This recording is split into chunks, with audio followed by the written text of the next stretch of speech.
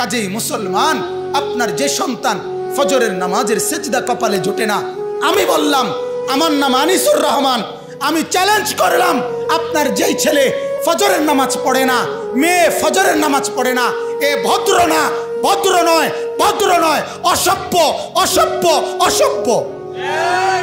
তুমি যদি সাহস থাকে তো তুমি প্রতিবাদ করো, তুমি যুক্তি দাও, আমি বসুন, দরকার হলে তুমি বলো।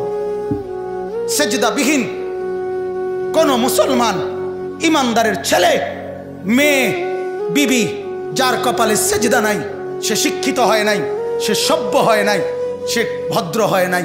আল্লাহ কোরআনে বলছে, ইবলিসকে, ইবলিস তুই সেজদা করলি না, অহংকার করেছিস, তুই বের হ আমার থেকে।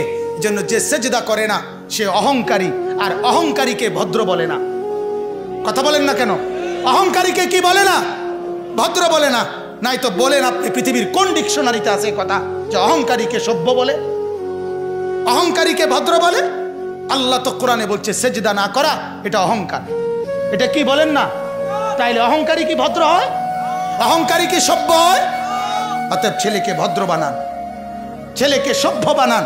পড়েন আপনি, কোনো সমস্যা নাই, বাংলা পড়েন, অঙ্ক পড়েন, ইংরেজি পড়েন, পদার্থ পড়েন, জীববিজ্ঞান পড়েন, হিমালয় পর্বত ফুরাটা ফইরা বাইতে পড়েন, কোনো মানা নাই।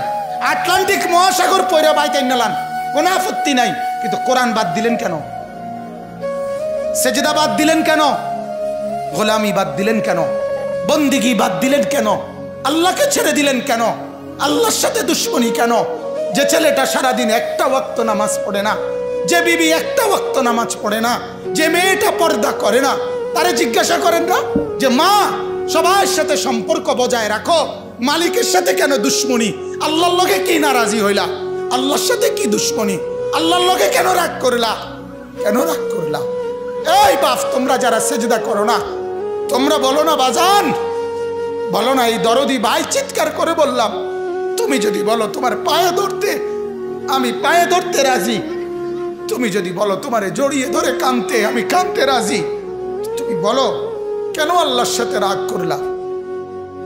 কেন আল্লাহর সাথে রাগ করলা? কেন আল্লাহর সাথে নারাজ হইলা? কেন সেজদা কপালে জুটলো না?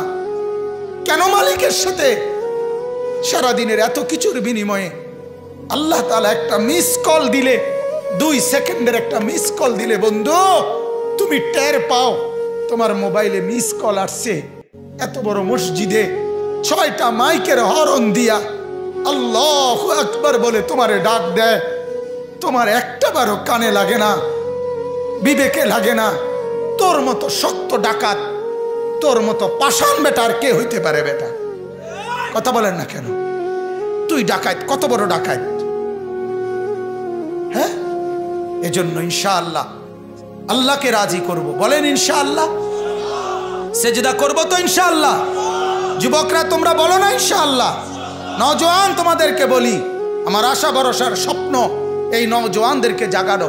আমি সারা দিন রাত চাই যুবকরা জেগে উঠুক, কারণ আগামীর পৃথিবী, গোটা বিশ্ব 2 ভাগ হবে। এটাই পৃথিবীর পুরা ভবিষ্যৎ। এক ভাগ পুরাপুরি দাজ্জালের অনুসারী কাফের, আরেক ভাগ মাহাদির অনুসারী ইমানদার। এই 2 ভাগে পৃথিবী অচিরেই বিভক্ত হয়ে যাবে। তুমি যদি মাহাদির পক্ষে থাকতে না পারো, তুমি যদি দাজ্জালের ধোকায় পড়ে যাও, আল্লাহর কসম ঈমান নিয়ে কবরে যাইতে পারবা না। অতএব আমি তোমার ঈমান চাই, আমি যুবকের ঈমান চাই, আমি যুবকের আখিরাত চাই। আল্লাহ তাআলা আমাদের প্রত্যেককে ঈমান আমলের দৌলত দান করেন, কবুল করেন।